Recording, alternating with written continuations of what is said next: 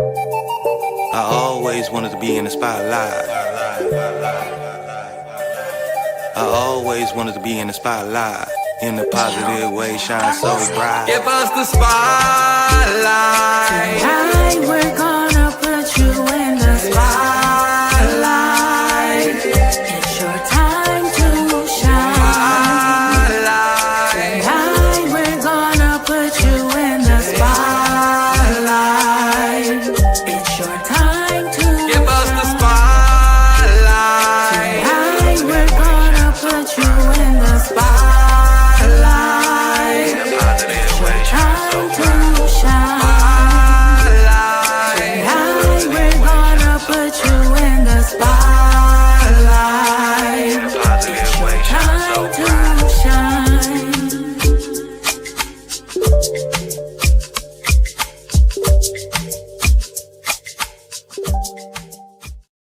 Yes, indeed. It is the Sunday Spotlight. I'm Cash at Hand, and tonight we have a very special guest, Michael Frenke. He's an unsung hero of audio engineering and production. He's considered a humble giant, having worked with countless national and international artists, resulting in gold and platinum projects.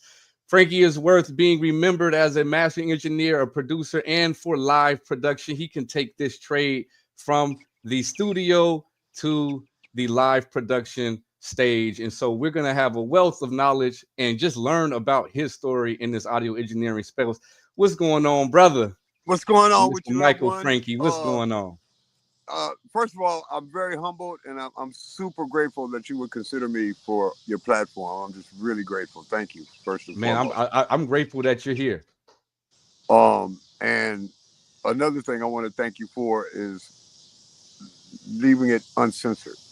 You know what I'm saying? It's live, and it is what it is, and it ain't no taking back. It's like, oh, I'll take that back. No, nigga, it's out there. You know what I'm saying? Right, straight up. We on some Shannon Sharp type shit. You know what I'm saying? Absolutely, because you know, really to be in this business, Cash, to be in this business, you have to have a big sense of humor. You have to have the ability to laugh at things that may not necessarily be comfortable for you. Yeah. You got to be able to laugh at it, man, because when you start learning how to not take things so serious, your problem solving becomes a lot clearer. You know how to handle yourselves when you get into a situation like, oh shit, I got a bad cable, or oh shit, I got this, I got that. You don't go into panic mode. Right. You got to learn how to laugh at this shit. You know what I'm saying? No, that's so key. That's key for what you're saying, because I almost experienced this weekend because I'm in emotion. I'm traveling.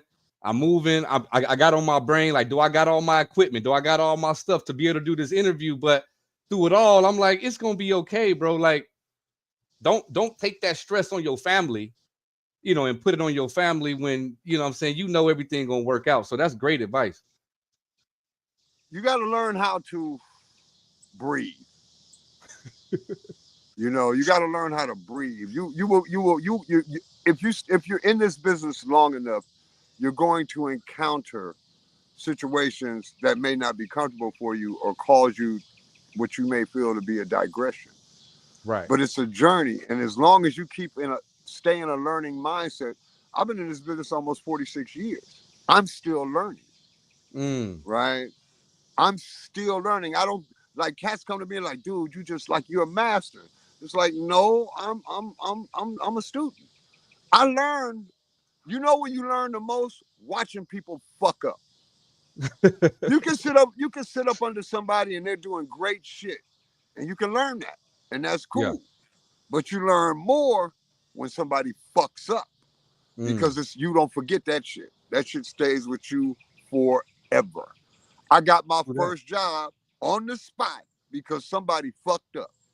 They didn't properly hang a mic stand. They used a boom for a vocalist, and the first engineer walked up there and hit his head on the counterweight on the mic stand, and he fired the dude on the spot. He's like, man, you fucking fired. Who put this mic stand up? It wasn't me. You know, I'm a visitor. He's like, you fucking fired. You want to work? Yeah. Yeah. Yeah. Like, nigga, my bag, homie, but, you know, he busted shit on your setup. I didn't do it. My girl tells me this all the time. She say people hire themselves and they fire themselves. Whatever it took for you, it's just like any relationship. The music shit ain't no different. Whatever you put in, you're going to get out, right? When you marry someone, when you're in a relationship with someone, whatever it took for you to get that woman or get that man, that's what it's going to take for you to keep that woman and keep that man. Yeah. That's why I didn't start my relationship doing shit that I knew I wasn't going to be doing for the duration of my motherfucking life. No, I'm not slumming this show. I told my girl, I said, we gonna find some dope fiends or something to do this shit, because I'm from LA. I don't know nothing about slinging those shovels and shit. This is not for me. You know what I'm saying? I was like, you got money. You can go wherever the fuck you want. You chose to live here. Right. This climate is hostile. The cars drive down the street like this. You know what I'm saying? They drive down the street like this and shit. You know what I'm saying? You gotta go to work before you go to work. What kind of shit is that? I'm just saying. No, not like me being in Illinois, like Chicago, Illinois, and like having moved to Houston for a decade, and like I understand what you mean by you gotta go to work before you go to work. Like before you legitimately gotta go. Literally. That shoveling snow shit, that shit is not a joke. I understand. I was like, damn. LA is violent as a motherfucker. I go to Chicago and I'm like, damn, what is they mad? Why they so mad in Chicago though? Right? I said, I get it.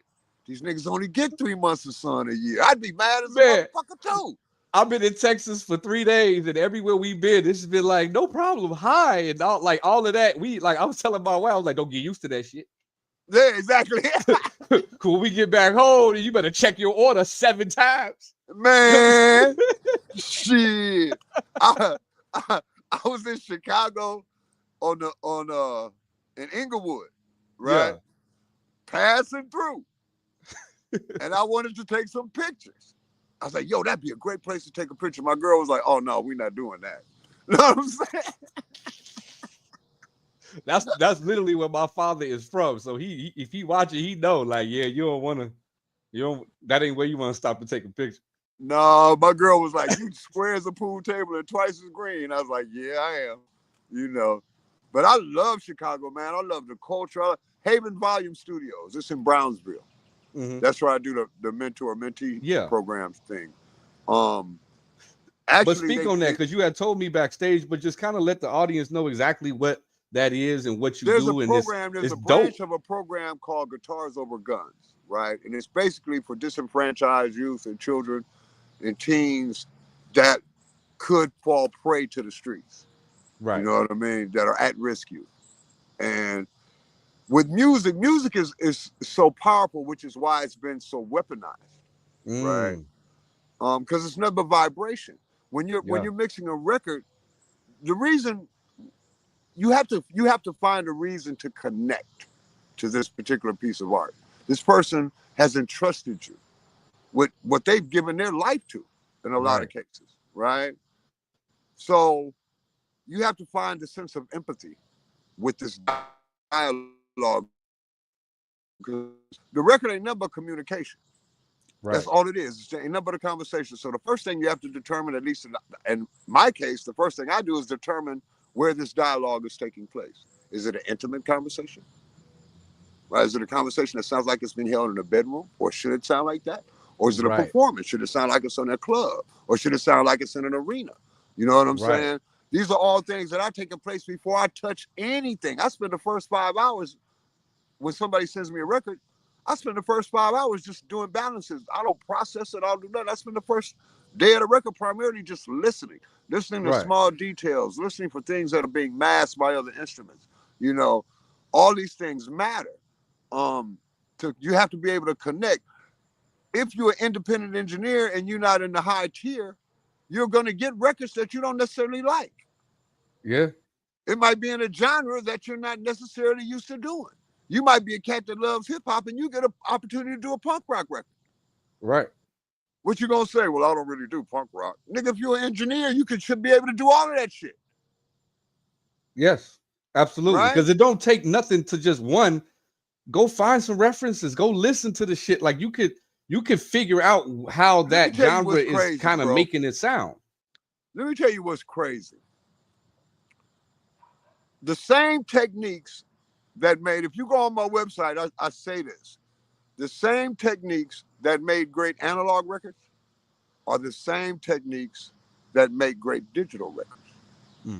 The only thing that's changed is the medium.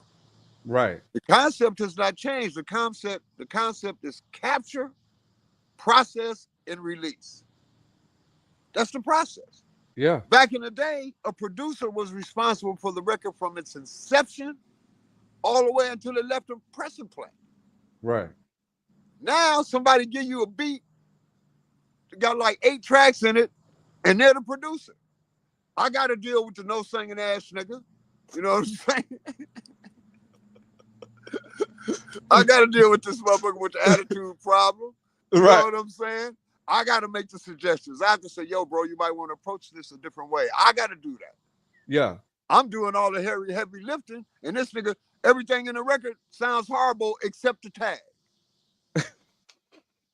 You can hear the tag like a motherfucker. Right. And the rest of the record sound like fried ass. I'm just keeping it a buck, bro. You know I feel you, because I've had those feelings when I listen to something. Like, what? Come on, man, knock that shit off. Nigga, I'm this, I'm that, I'm this, I'm that, I'm this, I'm that. Come on, man, calm down, bro. Calm out there, Chato. You know what I'm saying? Calm down, cowboy. You know what I'm saying? These young motherfuckers is they too chilly for the dog. I had a motherfucker tell me, man, you know, you kind of old for this music shit, bro. I seen the post. Like, what was up with that? Man, I tried to tear that nigga a new asshole. You did tear his ass. He triggered me, homie. He's like, no, I was back like that nigga bought the hood up out of nigga. I'm like, yo, I'm gonna have to really get at this young nigga. You know what I'm saying? Like you gave him facts, and then you gave him and after I say all these facts, now you can kiss my rabbit ass. Like, right. You take that shit, your weaponized music, and stick it sideways in your ass. You know what I'm saying? But you'd be surprised. See, when I got in the business, it was very rare to be the asshole. That, you know, in terms of musicianship. Yeah. Right. Now it's very rare to be the cool motherfuckers. Totally flip. Because it's gone from we to me. Yeah. MTV ruined the music business. You know why I say that? Yeah. Because music was a lot better when ugly people were allowed to make it. Facts, though. Facts. And when I say ugly, I don't mean like people who didn't have to be self-conscious about the way they looked. Absolutely. Right? I get exactly what you're saying. People that if you didn't see them, you would only judge it off of what you hear. What you hear. And see, now there's no vetting process. We're in a generation of audio invalids leaning on digital crutches. You know what I'm saying? They're preset pause. Well, this says it'll make my vocal sound good. And they use that preset, and that preset that wasn't even created with you in mind. That's why I don't use templates. I don't use templates. Now, if I was doing film or television, like when I was doing the television shows or South Central or Moesha or, you know, Sister,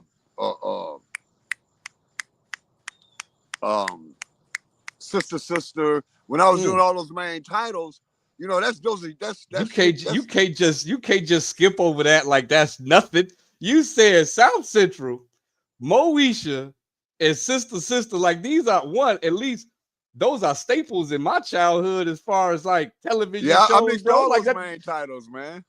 I'm saying like that ain't like some little backyard project, man. No, we don't allow you to just scroll over it like it's just some like everybody under the sun got credentials like that. You know what I'm saying? So at least we gonna take a moment to acknowledge that that's some fire credentials right there. Yeah, it was fun. It was fun doing those projects. And people think that I know these people. I don't fucking know these people. Right? It'd be me, the console, the tape recorder, and the producer. Right. And maybe a couple of execs for the show. They'd be like, yo, it must be cool to hang out with Brandy. Never met her, bro. Right. You know what Yeah. I'm I'm not expecting you to know it, but to have a project, because that's something that I would love to cross over into, and go into the TV, film, because it's all Well, audio. that's where the All of bread it's is at, audio. bro. That's where the bread is at. Yeah. If you can get in the local, if you can get in the union, bruh. Whoo, bruh. It's all audio, Bro, let me tell you something. I've made more money in television and in forensic audio, because I do forensic audio as well. I have lawyer clients that people's freedom rests on the clarity of this dialogue of conversation that's been recorded. And it might be 18 different telephone conversations in 18 different locations. I have to make it sound like one uniform conversation. Right. People's lives depend on me. Absolutely. Their freedom depends on me. Their livelihood depends on me. So, that's a revenue stream as well. Right. People say, yo, man, you can come to my studio and you got a mic taped on the wall and some eggshell cartons and shit. You know what I'm saying? And your grandmama in the backyard saying, turn that shit down. Nigga, that's not a studio, man. Knock that shit off. You got a fucking computer with a DAW. Come on, man. Kill that. That just blows me away. Which is funny because to some degree, I say the same thing, and I understand that I don't have a studio. You know what I'm saying? You just got to be real with it and not try to act like you got something you don't. I personally don't call what I have a studio. I got an office with some studio monitors, right, in a computer. Right. You know what I'm saying? You're not overinflated. Right. Because it is what it is, right? Like what you have is what you have. Like I have the ability to get, to use gear and all that other stuff. But absolutely, before we move forward, we're gonna stop and take a listen to one of your tracks, man. We always like to get an audience a taste of some of your work over the years, and then after that, we're gonna bring the co-host Audio Manipulator on the stage, just in case he has some things that he'd like to ask you as well. That one of my fellow expression mechanics. Yeah, that right. So this one is actually the Mary J. Blige, You and Me. You want to give us a little something about this one before we play it? Okay. I get this call from a brother named Ken Du, who ended up being Mary's husband. I know Ken Du from back in the day, long before, he met Mary. Yeah. Right? And Ken Du was like, yo, come by. They were at Marvin's room, which was Marvin Gaye's old room that's owned by John McClane now. This room has everything. And when I tell you everything, I mean everything, right? And I was like, yeah, I'll come by. And I ended up mixing the record, right? And it happened like that. It didn't. And then I get another call with him to record Mary on a record she did with Common. Got you. I don't even know the name of this record, right? Wow. I can't even remember it. But here's the thing. It's not about what I've done. It's about what I've yet to do. You know what I'm saying? I don't, it's like I'm a barber. I can make suggestions to you. Yeah. But if you tell me, yo, nigga, I need that sideways mohawk that fade to the back behind my ear and wind up down my back, I might can say, yo, man, I don't think that'll be a good look for you. Right. And if you adamant about, yo, man, fuck that, that's how I want my shit, that's how I'm going to serve it to you. Because at the end of the day, we're in a service-oriented business. It's just like, I might not eat my hamburgers, medium well, but I ain't got a problem with serving you one. Right. You know what I'm saying? No, I get it. Believe me, I get it. Like, personally, I may not eat, I don't eat pork, but, I'm not going to, if that's what you want to eat, yeah. Yeah, if you want a slab of ribs and you paying me, guess what, bro? How you want your ribs? Straight up. You can't ask me how they taste, but I suppose they taste good. People are caught up with, because at the end of the day, the reality is the bottom line is money. Right? At the end of the day, it's about bread. Right? Yeah. But crack sales, heroin sales, fentanyl sales, that don't mean it's good. Correct. You know what I'm saying? That I'm gonna feel good about selling it. Right. It's about longevity. And making something that will stand the test of time, that will last for decades, that your grandchildren and their children can be able to say, look what my dad did, or look what my mom did, right? Yeah. But you want to lowball me, but you got all of Michael Jordan's money. Right. You don't go to the foot gear and be like, yo, I need a break on the Air Jordan. You don't do that. No. Man, them Jordans 350. Nigga, I got it. Every time. You got all the Prada jeans money. You got all the jewelry man's money. But you ain't got all of my money, though. Yeah, that's when we got a problem. I'm giving you something that you can maintain possession of for the duration of your life and give it away. And you still have it. Yeah. I'm giving you knowledge. Because when you work with me, you're going to learn something. You're going to learn something if you work with me. People are like, dude, man, I've never learned so much as I did. I went to Full Sail. I used to have a clubhouse called Frankie Vision, right? Me and my man Shadiq, right? And his clubhouse, Perfect World. And we would have Bob Horn, Dexter Simmons, Cesar Sobey, Colin Dupois from Detroit. Hitters, Mishke, hitters in the room. And cats would be like, dude, I learned more in your clubhouse than I did my whole 2 or 3 years at Full Sail. That's crazy. Because you're talking with people who actually do this shit.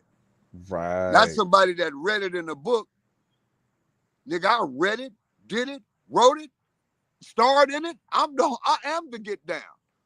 Let me ask you a question. Up. Let me ask you a question. I'm going to bring on audio manipulator. Pimpin'. Check this out. Let me ask you a question. You're on mute, audio, but go ahead and ask the question. Let me ask you a question. What do DJ Battlecat, Tony Pizarro, who produced Tupac, Def Jeff, who wrote the main title for the game, which is the hugest selling main title in the history of main titles, right? Tony Pizarro, Def Jeff, DJ Battlecat. What do all these people have in common? Booker T. Jones III. What do all these people have in common? Music. Me. DJ Battlecat did his first session with me. That's what's up. Tony Pizarro studied under me. He was finna go to LA Film School. I said, you don't need that bullshit. Sit here with me. I'll teach you. He went on to produce Tupac. Booker T. Jones III did his first session with me. He ended up recording Tony Braxton and Brandy and all that shit. Oh, them is my students. My sonic signature is on a lot of this shit, and don't nobody know who the fuck I am. Oh, they gonna know now. You gonna know today, nigga. I'm chopping all this up. Blasting the hell out these clips. I'll tell you a funny ass story, bro. I was at a studio called Mars. I was working with Silver Spoon, Leon Silver's, Whispers, Shalimar, Lakeside, all that shit, right? And I'm sitting there reading my newspaper. This is before, telephones became a fixture in your life. I'm reading my newspaper, and this is Booker T. Jones III first day. And if you Google Booker T, his grandfather was. You ever heard of Booker T and the MGs? That's his grandfather, right? So Booker T. Jones III is like a little brother, right? But he don't know me, and so you gotta understand. You didn't see black engineers when I got in the business. Nah. Yeah. I would say 95% of black music was made by white engineers. That's what made me jump into this, because I was like, who is these white boys behind this shit? Let me go do some digging. And notice you said white boys. Nigga, what you said? You said white boys, right?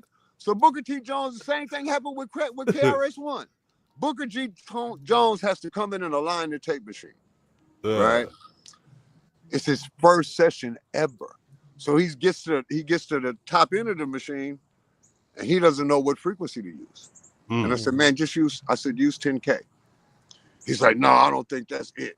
I'm not finna argue with no motherfucker, because I'm gonna just go back and align the motherfucker myself, right? Yeah. So he's like, no, I don't think that's it. I said, bro, it's 10K, bro. So he calls the owner of the studio. right? But I don't really get combative. I just go back to reading my newspaper. So he calls the owner of the studio because the downbeat is approaching now and the machine's not aligned, right? Right. He doesn't realize I'm the fucking client. He don't even realize this. So he calls the owner, right?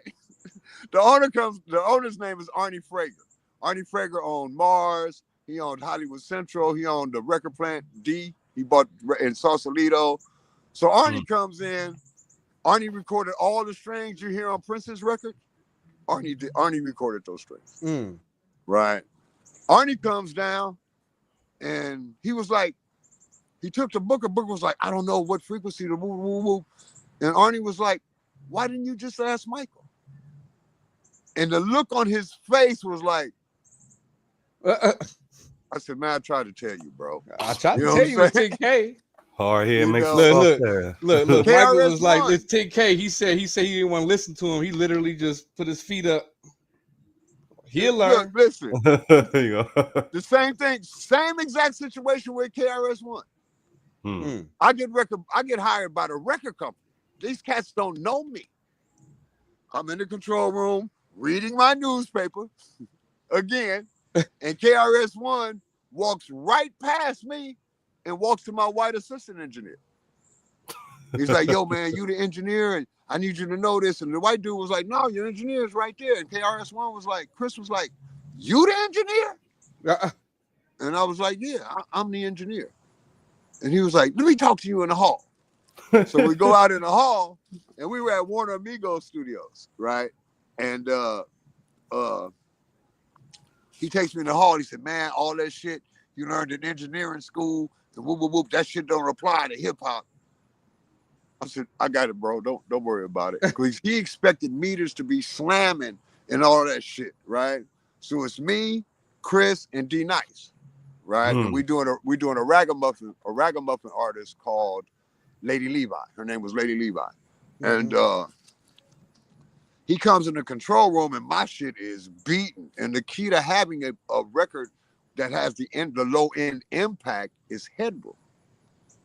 You have to have the headroom, right? If you slamming leaders, if the harder you slam the meters, the smaller the record is gonna get.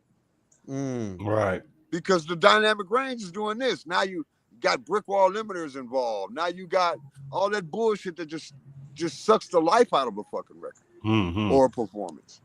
You know what I'm saying? Because motherfuckers are pretensioneers. They don't have a skill set. And I'm coming to take all of their bread.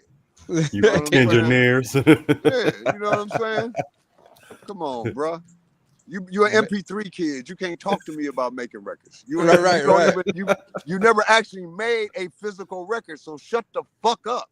Please, shut up. So, and that's very interesting because I'm here to say, as a newer person into engineering, like we got to understand that we got gems available, like a Michael Frenke out here that's been willing and got people who he has mentored. There's no need for us to act like we have arrived because we got 100,000 followers or because people respect what we say. It becomes the music business saved my life, bro. And when they told me I had to have niggas following me, I'm from the streets. I ain't comfortable with that shit. Niggas follow me, and I'm not a follower. So this whole social media thing to me was like, oh no, I ain't ready for the niggas. Like, nigga, you better get a glove and get in the game. Right. But it's true. It's true because I'm like you in regards to I'm not a social media person, but I understand it is a tool like a compressor that can be used if it's used the right way. If you don't sabotage your integrity. Here's the funny thing. Everybody has a broadcast studio in the palm of their hands now. Yeah, right. That's dangerous as fuck. Obviously. It's like giving a gun to a kid. You know what I'm saying? Yeah. When I read an article with Joe Zawinul. Joe Zawinul was from Austria. He's a keyboard player with a band called Weather Report with Wayne Shorter and Alfonso Johnson, just classic jazz fusion type stuff. And the MIDI was brand new. You know, the ability for musical devices to communicate with each other. It was brand new. And when they told Joe Zawinul about this technological development, you know what his response was? What's that? Oh, fuck. Anybody can pull the trigger now. Mm. It's a moment of reflection. There's no longer a vetting process. Back in the day, if a motherfucker sat in front of a set of drums, you knew immediately he ain't supposed to be sitting behind them drums. When a person got behind a microphone, you knew immediately, no, that ain't what this nigga's supposed to be doing. You know what I'm saying? Yeah. You know, now I can get in front of the microphone and go up, and then it compute out a whole drum loop. Look, check this out. You know, you got people in your life that's trying to do this shit that should drive straight past the fucking studio. Nigga, don't even look over. You know what I'm saying? That ain't your shit. Be a painter or something, nigga. Get a camera, because this ain't you, bro.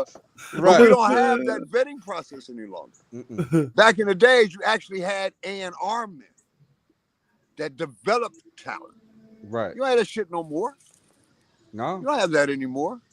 You know what I'm saying? So as you talk about it, right, I think that's the pros and cons of everything. The pro is it's more accessible, it's more available. The con is that it's more accessible and more available.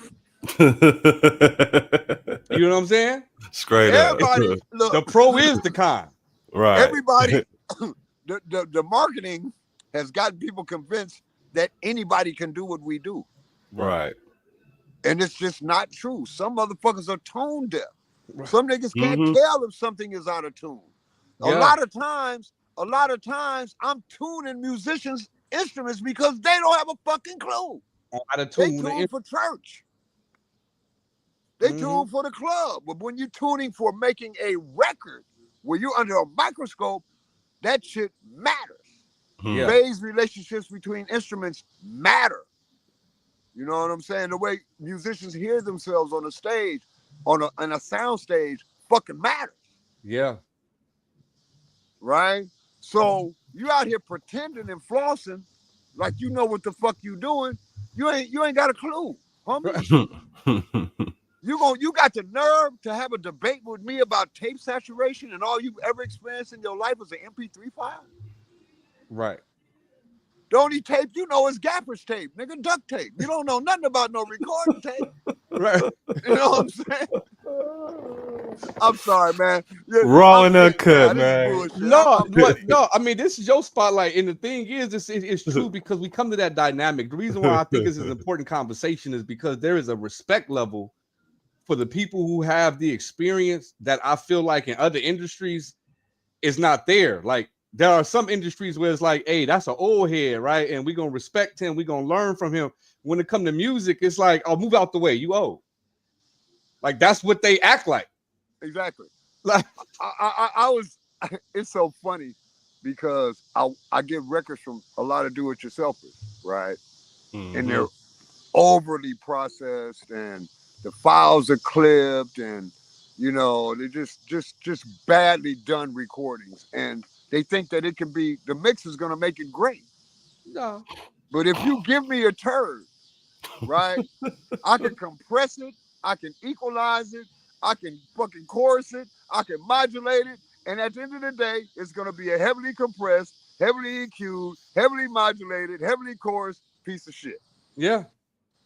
A turd is going to be a turd. It's going to be that, right? There's two types of artists that you're going to encounter in this shit. You're gonna run into the artist and you say, yo, man, that second line in the first verse is under the note. And they'll listen to it. And I'll be like, but give it a listen though. Because some people intentionally do things like that. Right. And they listen to it and they be like, you know what, man, you're right. But I don't just want to get that second line. I want to get the whole fucking verse. Right. And then you'll run into that artist that you make the same suggestion to, and you know what his response to you is? Oh, that's how it's supposed to be. Oh man, you can fix that shit. Nigga, you can fix it, you lazy motherfucker. You want me to sing it for you too? You right in front of the microphone. You know what I'm saying? You lazy motherfucker. Yes, I mean, but it's facts though, because a lot of things get handed off to the recording engineer. Like, it's like, bro, your performance matters. Like, your performance matters, not just because it makes my life easier, but because it's your record. Like, you should want to capture exactly how and what you want to capture. You shouldn't try to rely on me making, some adjustments, I mean, pulling man, a whole I might as well frequency sing out the of some motherfucker. shit. I might as well sing the motherfucker. Right. Straight up. You know what I'm saying? There's a difference between mixing and fixing. Yeah. Fixing ain't no motherfucking fun. You think I want to sit here with fucking Melodyne and tune your shit and tune this shit and tune that other no singing motherfucker shit too? Hell nah. And then you want to pay a nigga $30? Hell no, we won't I'll go. come and eat up all your mama food, nigga.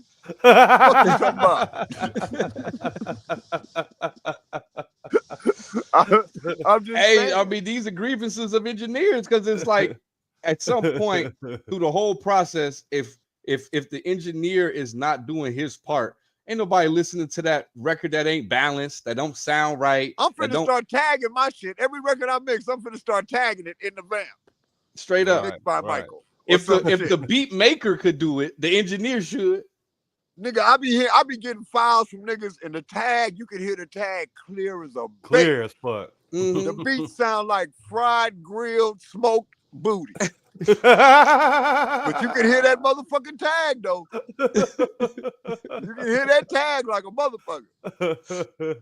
I mean, and I understand what you said, but it's gonna get to the point now where we gonna have like the beat maker, the engineer, the master engineer. They gonna all start having tags throughout the right. It's gonna be like looking at NBA basketball jerseys where they got all the I started mastering records. all the sponsors on it. I never envisioned myself as a mastering engineer, right? But before I let my work fall in the hands of somebody who ain't got a fucking clue and destroy my fucking work, I'll master it my fucking self. And see, mastering for vinyl and mastering for digital distribution are two totally separate entities. I could believe because you're dealing with physics. You're dealing with time versus space versus frequency. The sound of the record changes the further it gets in. So you have to be very selective about what records were going to be, how a record was sequenced. Yeah. You can only put so much low end on a piece of vinyl. That's why you have the concept of the remix. The original concept of the remix was if we only put one or two songs on one side, we can get more bass. We could get more bass drum because we can cut a wider groove. Got you. That's why the mixing of the records was so much more crucial, because if a record had too much low end, you cut a wider groove, you don't have enough space on the record for the rest of the tunes. Right. Right? If it's too sibilant, if it's too bright, the needle won't stay in the groove. That's why you see DJs put quarters and shit on their turntables on their arms. Right? Because most of the cats that are DJs don't have any idea about creating the weight and balance of a piece of vinyl and how it reads the information in the groove. Right? Motherfuckers ain't got a clue. I don't. I have no idea. Like, I'm learning as you speak right now. Right.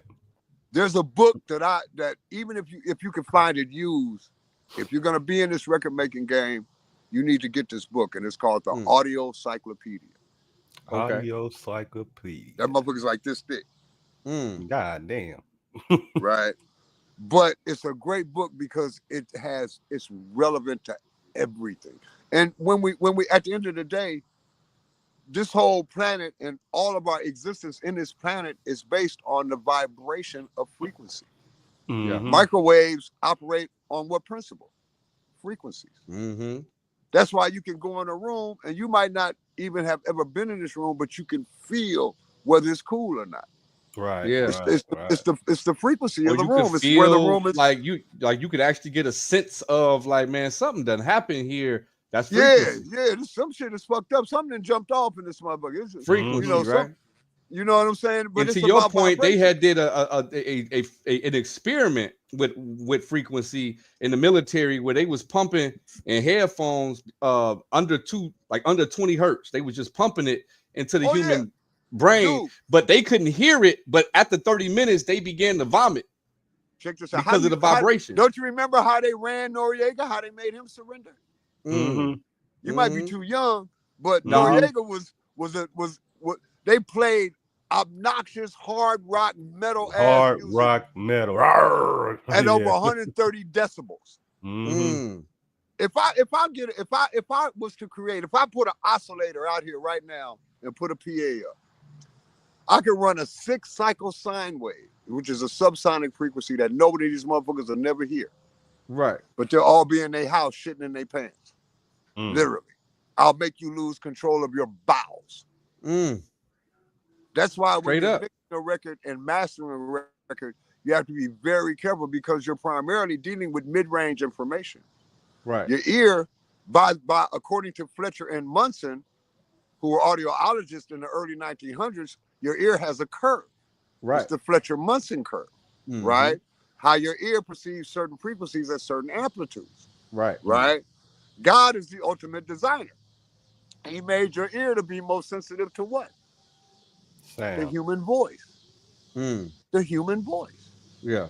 So you got pianos in the mid-range. You got guitars in the mid-range. You got string sections in the mid-range. You got horns in the mid-range. So the concept is mid-range management. Right. You understand what I'm saying? Absolutely. So that's why analysis tools are so important. Right. Because things are occurring that you may overlook. You know the really great thing about a good mix is you can hear everything. You know the really bad thing about a good mix is that you can hear everything. That you can hear everything. You know what I'm saying? Like no, I just did a record for my girl. I just did a record for my girl Penny Wells. Right, I just mixed a record for her, and she's like, "Damn, I didn't even know I sang that part." Because the person who prior did the ref mix, you never considered that. Right. Right. But records consist of details, especially if you're dealing with real producers and real musicians. They're tiny, tiny details that create the ambience of the record. That if they get overlooked, they lose the vibe. If I'm over here, like, cause I do a lot of my own stuff, and like I will delete and go back and forth between a delay like 20 times. Be like, do I want that? Do I not want that? That I like that button. That bypass button is the most important button in your life. Yeah, that's my because best you friend. Can process that shit, and if you hit bypass, it will tell you if you're helping the record or not. Right. You can tell you're really close to a really good mix when you can make a very small move and it makes a huge difference. Right. That's how you know you're close. That's how you know you zero in on that shit. Because you can make a major move and it'll fuck the whole balance of the record up. Yeah. Like if I'm mixing strings and I got violas, violins, cellos, contrabass, a harp, orchestral pieces, right? Very tiny details. The violin is the closest instrument to the human voice. Even when they're just playing a pad, the waveform is very complex. And there's a lot of transient response that can get lost if you slam a bunch of compressors and shit on that shit. You're not allowing the instrument to speak. Just like you doing. You know what I'm saying? Yeah. There's like, oh, my vocal is bright, it's cutting through. Yeah, but it's sibilant as shit. You're constantly any record that's excessive in the mid-range is gonna make you immediately draw back from it. Right. You don't want it. You want records to bring you in. Right. You don't want people. It's a lot cooler for people to have to turn the record up than turn the record down. Have you ever heard records that you listen to, and then after you listen to them, you'd be like, man, I'm tired as a motherfucker. Because they're fatiguing. Yeah. Yeah. And just going through I'll tell it personally, going through because I put a lot of time on task over the last. Why are you laughing? Because that's what Drake music do to me. Fatigue me. Man, don't be talking about peaches like that, bro. No, that was. But I'll just say, as someone who has been trying to like master this thing, as you say, we all still learning, but I've been putting a lot of time on task into engineering and just learning the techniques, right? But at some point I'll listen back to my older stuff and I'll be like, yo, what the fuck was I hearing? Dude, but see, here's the thing, right? I got this son. It's kind of bear with me. Yo, you good? Here's the thing. There are records that I hear on the radio today that I mixed, and I'll be like, why the fuck I didn't hear that? Like the sound of the 80s and R&B and funk music was snare drum. Right. Yeah. The emphasis was on the 2, as opposed in hip hop, the emphasis is on the 1. Right. You have a huge bass drum and a little tiny fly landing on the snare drum sound. Right. Right. I'm sorry, that was fucked up. Was that inappropriate? Was that What? Did I overstep the boundaries? Because that's what I do. I'm a habitual line breaker. You know what I'm saying? No, I'm like you Rick James. I'm you the just audio really version talking of about Rick the James. sounds and how they adjusting. Like, you know, they have adjusted over decades to where certain elements we used to highlight that we no longer highlight as much. Like hip hop definitely is different in regards to just the sound of funk. You know what I'm saying? Like, it don't have the same sound at all. This is what's crazy. I did a song with Z Look called Can You Read My Lips? Yeah. And the snare drum is obnoxiously loud, right? Yeah. But it was a very successful record, right? Mm. And it was me, Mike C, and Art Zamora mixing this record. And not only did I not hear it like that, they didn't hear it like that either. Yeah. Right? But now when I hear this record now in 2025, I'm like, God damn, that snare drum was loud as fuck. We didn't none of us hear that shit. But you know that could have been the vibe then, though. That was the vibe then. You listen to them old Cameo records. Go, go, go. You know what I'm saying? So that was the vibe, bro. Then. Huh? I said that was the vibe. That was the vibe. You know what I'm saying? But I swear to God, I hear the records today. There's not one record that I ever mixed that I don't say to myself, even though everybody else loves it. Yeah. That I don't say to myself, why didn't I hear that? There's always something, and that's just me. That's because I want the perfect record. I'm chasing. You know, I want to make a record where I say that's perfect. Yeah, like you even though I'm obviously newer, you sound like my mentality, because that's how I think. Like I'm determined to make the perfect mix one day. Like I know it's probably never, because there's no such thing as a perfect mix. There's no such thing. Right. And if you actually you'll be chasing. If you actually achieved it, you probably be bored as fuck. Because the record making process, it's not a static thing. Right. You know what I'm saying? It has its peaks. It has its, you know what I'm saying? It's moving. And like you said, vibes even over the course of decades could be just different. Like even I put it this way, cadences from when I grew up listening to rap music. Oh my God. Completely different vibes. The shit like I'm how listening to now, I'm like saying, damn, are these niggas listening to the drums? You know what I'm saying? You niggas is more like bad poets. You know what I mean? Right. Straight up. And so that's why it even to me, I'd be like, man, like, you know, how I perceive, how I want to everything rap has and its stuff. place, but it's very hard for me to listen to, Stanky Leg after I'd have made Fight the Power with Public Enemy. You know what I'm saying? Right. It's kind of like, I feel you. It's a digression for me personally. Right. And that's no disrespect to either artist, but right. I come from a complex, I'm an older dude. I'm almost 70. Yeah. Right? But I don't move like a 70-year-old nigga. Right? Because I keep young niggas around me. Man, if I sat around the niggas that's my age, these niggas is complaining about their back. You know what I'm saying? They can't keep up with me. You know what I'm saying? It's like, nigga, I'm out here doing things. I'm swinging. You feel me? At the NAMM show, I put in 20,000 steps. Easy. Man, I put in 1 million. I had a girl, and I don't clock that shit because I'm everywhere on the NAMM. And see, the NAMM has never recovered from COVID. Has never recovered. Have you ever attended a NAMM show pre-COVID? No, I haven't. Oh my God, it was 300,000 motherfuckers there. Wow. A lot. It was on the terrorist most watch list. The NAMM show is. Because there's people there from all over the world. Right. Right. But this girl was with me, and she was like, it was like 2 o'clock in the afternoon. We ain't nowhere near done. I'm bobbing. You know what I'm saying? I got shit to do. I got appointments with people. I got to be at Abbott. I got to be at Make Believe. I got to be, you know what I'm saying? I have people to support, people that support me. And she was like, golly, I walked 14,000 steps. I said, you going to walk 14,000 more fucking with me. You'll fuck around, lose some weight fucking with me. And my girl was like, oh, no, I would never do that. I did that shit on a broken ankle, bro. Yeah, I make young niggas tap out, homie. I make young niggas tap out, and you can't be drinking fucking with me because you're gonna be fucked up.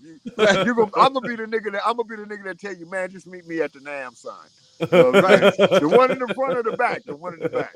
You know what I'm saying? Yeah, but that's good. Like, what do you think? Is it hanging around the YNs? Is it like, what do you think it is to keep you like young minded and just not getting into the into how people your age are in regards to just kind of being old? Things evolve. Yeah. Right. And that's just the way God planned it. Things evolve, things change. Sometimes they devolve, sometimes they evolve, but there's a constant movement going on. There's a constant yin and yang going on, right? Yeah. That being said, when I say young dudes, I don't mean 18-year-olds. Right. Right.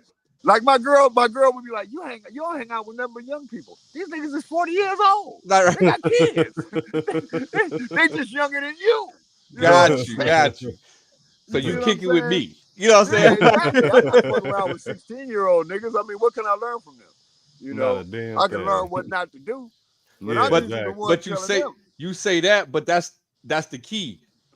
The 40-year-olds may have some experience with the younger ones, and then you kicking it with the 40-year-olds, so you kind of getting all of it. Like, okay, you mature, you 40, but you got a daughter that's 17, so you still understand what's going on in the youth. Exactly. You know what I'm saying? So it keep you fresh. I can understand that. That's dope. Just to be able to stay in the times that we're in. I got my old dude issues. I be having my senior moments and shit. But I'm never gonna look at myself like the old man. Right. You know, I'm just an older man. Right. I'm vintage. Right. Yeah, but I mean, I love your stories on IG. If you guys in the audience, I know we haven't had time to really address y'all out there watching and listening, but if you go to Frenke Audio, that's FRENKE Audio. Yeah, as in friend. It's Frenke as in friend, not Frankie. It's Frenke. Frenke, right? You know what I'm saying? So go to Frenke Audio, follow the page. He has just great stories where you see kind of how he is right now, back in the backyard, reminiscing over his time dealing with music, and just really good content. I call it I like just good, wholesome. Let me tell you a story. Let me give you an insight or two. You might find him cursing out a YN every now and again, but it happens occasionally. I mean, I don't wake up in the morning and say, man, what are these young men? I don't wake up like that, but somebody will say something stupid to me and I'll be like, yo, do your asshole ever get jealous of that shit that's coming out your mouth? Your asshole gotta be envious of this conversation we having. You know what I'm saying? Yeah, I gotta use that one, man. I ain't gonna lie. I'm gonna call a ball and a strike though, bro. We not, I'm gonna tell you, dude, I dropped the ball on this one. Yeah. I remember when I was with George Clinton. I love working with George. I told this story on the gram too. There was a studio I used to work in called Hollywood Central. Owned by the same guy I was telling you about, Arnie Frager. Well, he sold it to an African princess from Nigeria. And they totally redid the room, right? It was like flamed it. But it was some crickets in the walls that when they did the reconstruction, the crickets were still in the wall. But you never knew it until they heard a certain note. They would start chirping. Right? So now as an engineer, I'm saying there's no way I can deal with this. I can't treat the problem at the root because I'd have to tear the fucking wall down. Right. I got 18 niggas behind these microphones. You know what I'm saying? So George is seeing me stressing, And I recorded the piece, and I hear the crickets, and I was like, how am I gonna tell this shit to George, and more importantly, how am I gonna get rid of this shit in the mix, right? So I tell George, I said, George, I got something to tell you, man. I said, man, I got crickets on this shit. He said, yeah, I hear them motherfuckers, man. They in the band, nigga, don't trip. Blend them in, huh? Yeah, nigga, they with us. You know what I'm saying? But another producer would be like, oh my God, how are we gonna deal with this? Right. You know, it's all about perspective. And that's why you led, this interview with, like, sometimes you just gotta laugh, sometimes you just gotta let it be, because it is gonna be anyway. It's gonna be you that. Stressing over it or not ain't gonna change it from being what it is. Dude, I've been in situations where I made mistakes and people loved them, and I wanted to go back and do it the way I initially heard it, but they got married to the mistake. And they're like, no, nigga, we leaving that just like it is. I love it. And I'm like, fuck. Right? But right. I could have argued about it. I could have argued about it and said, yo, that ain't how it's supposed to be. But maybe it was supposed to be that. Right. You can't have no ego with this shit, bro. Because art in itself is super subjective. You for your creative contribution, just do what they request. Yeah. First of all, too many niggas is trying to tell the records what to do. You have to allow the record to tell you what to do. You can't go in somebody's record saying, I'm gonna use this, I'm gonna use this, I'm gonna do that, because we all suffer from gear lust to some degree. Right. Right, especially the new cats, because they done watch Wavy Wayne and Dave Pensado and all these cats. You know what I'm saying? And they come in with this preconceived idea of how the record is, what I'm gonna do to the record, as opposed to actually listening to the record and allowing the record to tell them what to do. Man, that's why I get possessed by the engineer guys. I just let it go. I be like, whatever y'all gonna give me, let's go, and then just zap in. I always allow people to paint their picture. Always allow people to paint. Right? You can't handcuff a motherfucker. Because you could be killing the next Picasso. Because you have some preconceived idea of how his shit should go. Right. And real quick, before we continue kind of with the conversation, if you're watching and you have any questions before we get out of here for the night and stuff, man, make sure you tap those into the comments. Take advantage of his time while he's with us, because, like I said, this is a legend, and we're just enjoying time. We were supposed to be listening to some tracks, but we're just enjoying the conversation and just hearing stories, and would love to just, hear more. So if y'all don't have any questions, I'm going to just keep on listening. Let's get to the track. No. We keep on listening to what we're talking about. But I did just want to talk about the next stage. You had mentioned that, hey, and I'm not about what I did. I'm about what I haven't done. So what is it that you're chasing now in regards to, like, your motivation for what's next? I want to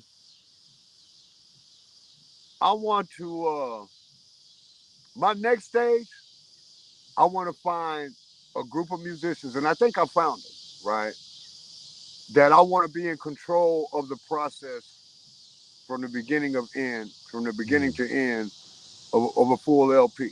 Just to be like Michael and friends, and I'll just have various musicians that I know come in and, do their thing, and I'll be in total control of the creative direction and technical direction. That's kind of like where I'm at with it, right? That's As dope. a matter of fact, I was gonna go public with this, but I was gonna say, if there's a band out there, right, that's willing to pay for the studio that I choose, right, I'll produce the record for free. Just give me my back end. Just, you know what I'm saying? You don't have to have no money. But I want to go into a space that has a proper mic cabinet. Right? Microphones are very important, and to be able to have a choice of microphones. Like when I do drums, the way I mic the drums and the mics that I choose to record the drums depends on the drummer and his set. Right. I might not use these same microphones with this particular drummer in this environment as I would with another drummer. Because his emphasis may be somewhere else on the kit that I need to capture that I wouldn't normally capture with these microphones. You know No, what I I'm get it. saying? And when you get into multiple microphone situations, phase relationships are very important. Especially you got a drummer in the room, you got a horn section in the room, you got, you gotta know what the fuck you're doing, man. You can't see. You can pretend through this software shit, making beats on your computer. You can pretend on that shit, but when that rubber meets the road, and you got a band, Yeah. and you on a clock, right? That's what that's when you're gonna see a nigga's nuts.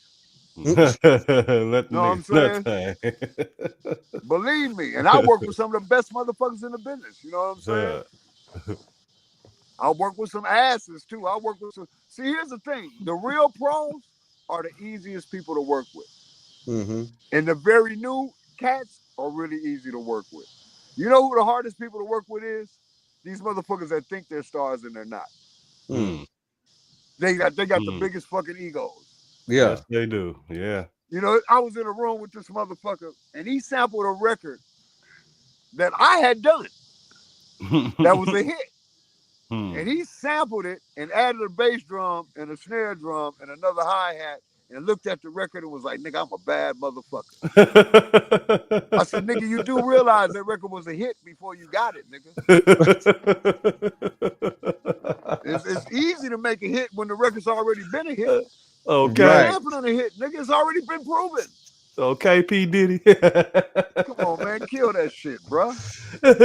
That's been a hit. You can't, bro, you can't bring no short bush to no tall timber, homie. Right. So my question for you is that do you think live recorded performances will make a comeback since it's oversaturated right now with a bunch of bullshit? People are actually going back to vinyl. Right. Here's the thing about sampling and technical production. You will find, like, you'd be like, nigga, I'm looking for this guitar part. It might take you a day to find the perfect guitar part, right? When you could have very easily just had a dope ass guitar player, he'd have came in, knocked the part out, right? And been gone.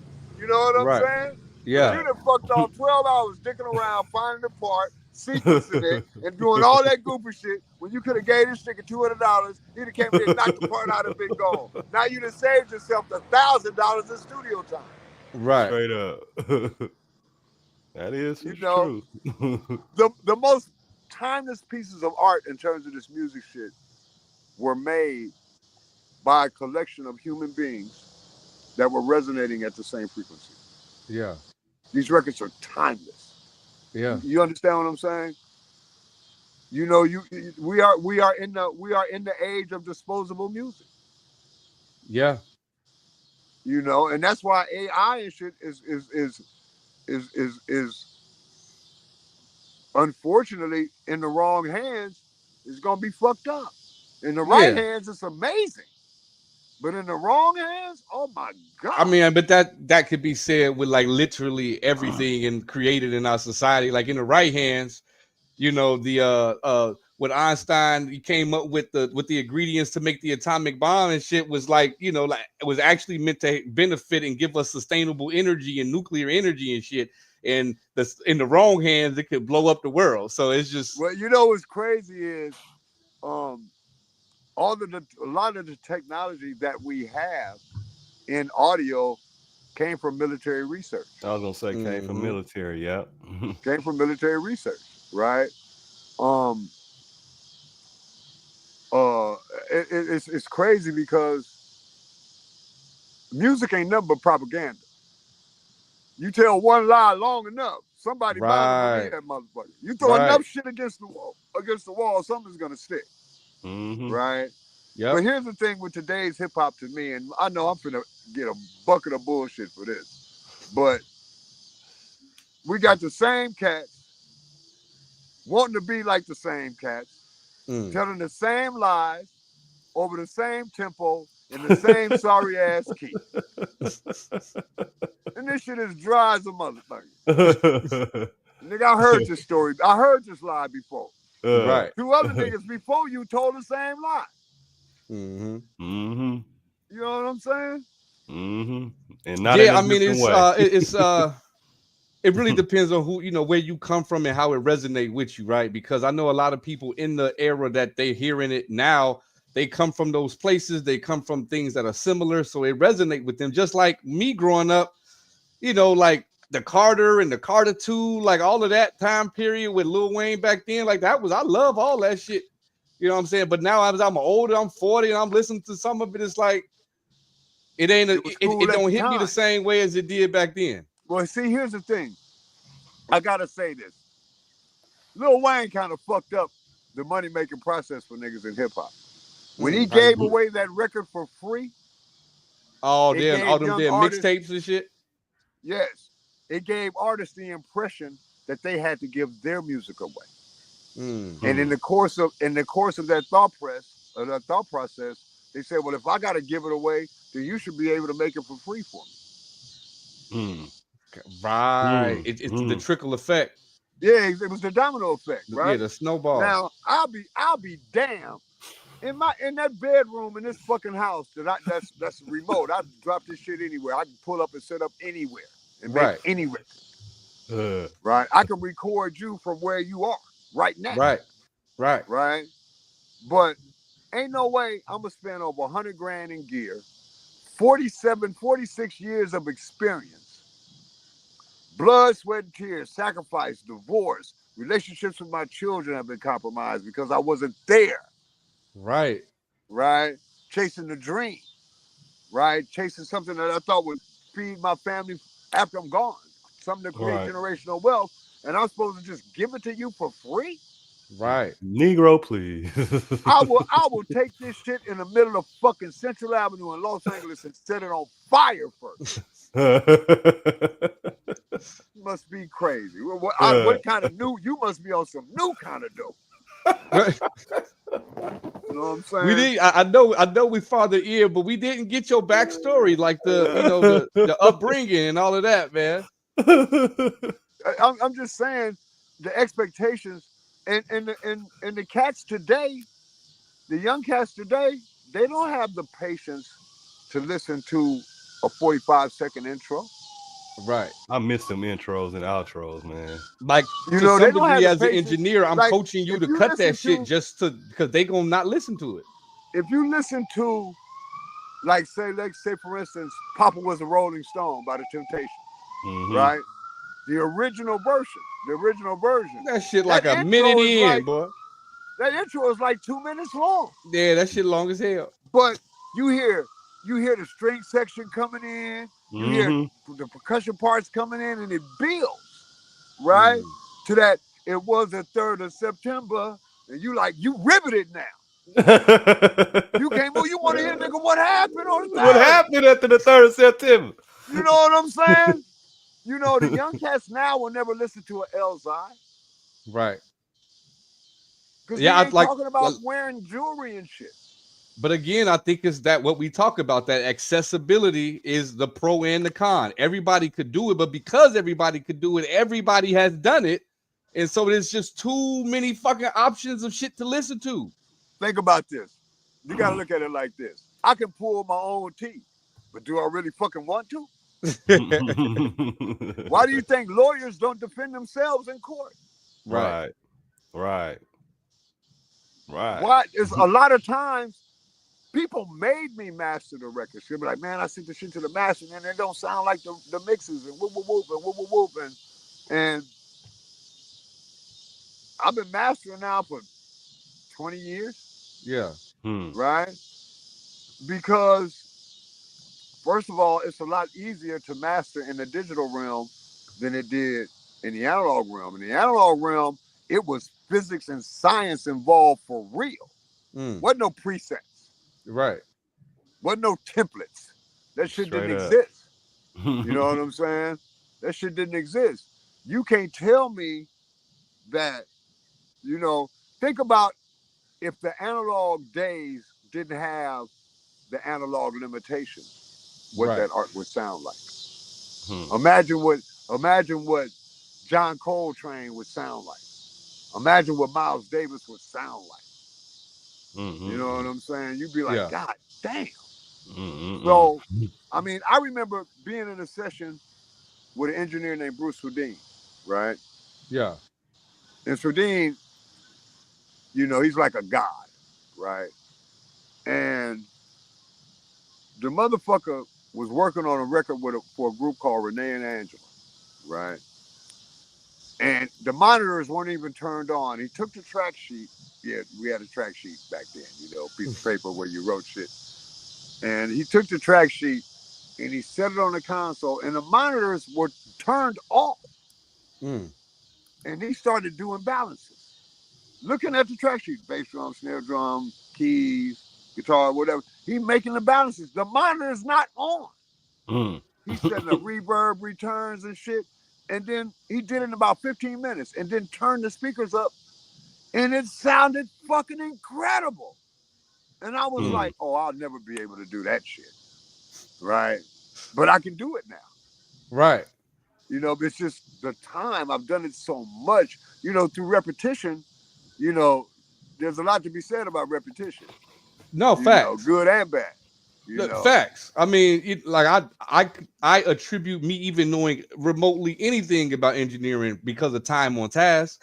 Because if it was just simply listening to YouTubers and stuff like my stuff is still sound. You know the awful. best teacher, right? You know the best teacher.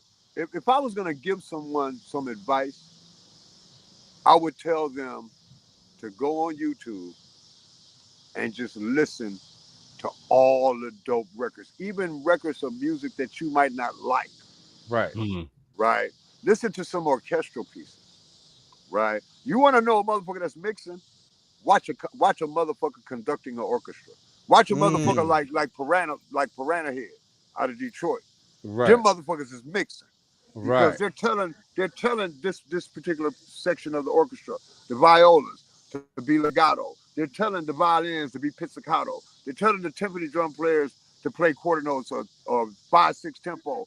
You know, or they're telling the harp player, yo, do a glissando at bar 37. You know, these motherfuckers are mixing. I know exactly. Yeah, what that's the people about. Who I be watching when I go to shit like that. You know, I had grew up in the choir scene and stuff, so I know exactly. I was over in the tenor section, and you know, say he over here giving us an exact like, no, you hold your note, you hold it. right. You know what I'm saying? Over there, come on now. Bring the drums in. Let's go.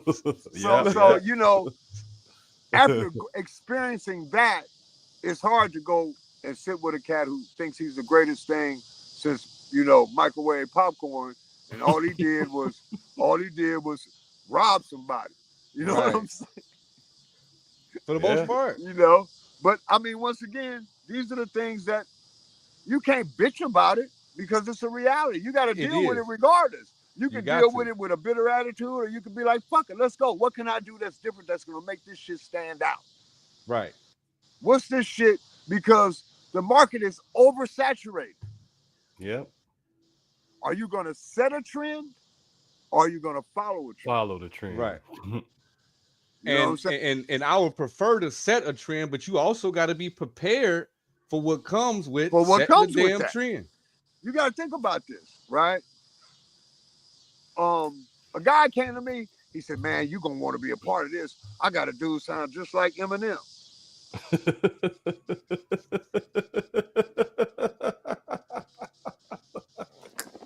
It's already been done, bro. He can't be Eminem. You can't be. And I tell engineers, dude, you're not Dave Posado. Right. You're not. You got to find your avenue. Your signature. You got to learn how to embrace the art to make someone else. No two people hear things alike by science. So it's amazing when you can get 3 people to agree that something sounds good. And it's even more amazing when you can get the world to agree that it sounds good. Absolutely. And you have to be, your record has to be able to translate. It has to sound good on your iPhone. It has to sound good on the iPhone or your Android phone first, because that's probably going to be the first exposure that they're going to have to the record. Yeah. Straight up. That or their AirPods. I use a program called Audio Movers, right? Have you ever heard of it? Yeah, I use it. Okay. When I'm using Audio Movers, I'm mixing through my telephone. And I spend primarily most of my time mixing in mono. That's smart. You'd be amazed at how many records, when collapsed to a mono image, instruments start disappearing or getting distant, right? And that's because they weren't paying attention to phase. That's why listening to mono is crucial, right? And don't get married to a genre. Don't be like, you cut yourself off from a revenue stream when you be like, well, I can only make hip hop records. If you you cut yourself off big time because hip hop is one of the most. If you're waiting to get paid, right, for the records that you like, you're gonna be a hungry motherfucker. Straight up facts. You know how many records that I've had to mix that I didn't like, but after I ended up mixing them and listening to them for countless hours, I gravitated to something in that record that I could build that concept around. Right. You know what I'm saying? Now some records gonna be ass. It's just what it is. You know, but you still getting paid to do what you gotta do. But I'm still getting paid. You know what I'm saying? It's like the barber. It's like the barber thing. Nigga, my haircut is fucked up. Nigga, I gave you what you asked for. People are gonna be like, man, I want it to sound like the demo. Then why the fuck you bringing it to me? You already got that. Right. Don't waste your money. Right. You don't know how many records I've turned down from mastering because the mixes sucked ass, and they expected mastering to save them. So it's like a trickling effect, like you mentioned. They skip out on the recording it right because they think the mix is gonna save it, and then they once they get to mix to a certain level, they like, oh, the master gonna save it, and then we get to the master, you like, nah, I ain't gonna do shit with it because I just won't do the project at all. I don't want my name on that shit. We don't have to put your name on it, nigga. You can't, because my hands wasn't in that gumbo, bro. You know what I'm saying? Straight up. Refuse.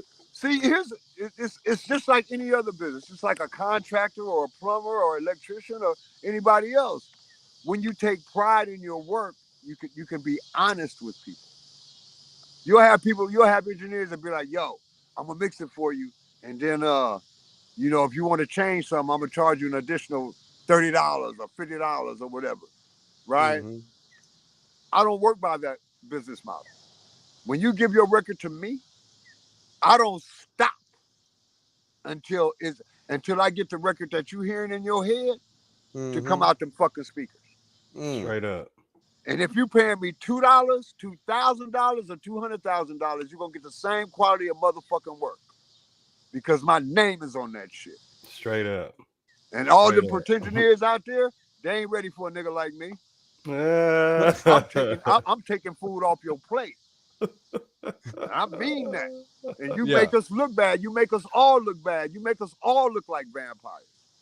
I read a thread the other day that was so disheartening. He was like, man, fuck engineers. They ain't nothing but motherfuckers that break shit and then charge you to fix the shit and whoop the whoop the whoop. And I was like, yo, his experience must have been horrible. Right. I worked with a rock and roll band that told me, dude, we hate going into the studio. Not with me. They loved it. Right. You know. But their experience was different outside of you. Exactly. Yeah. You know, they was like, man, we hated going into the studio until we met you.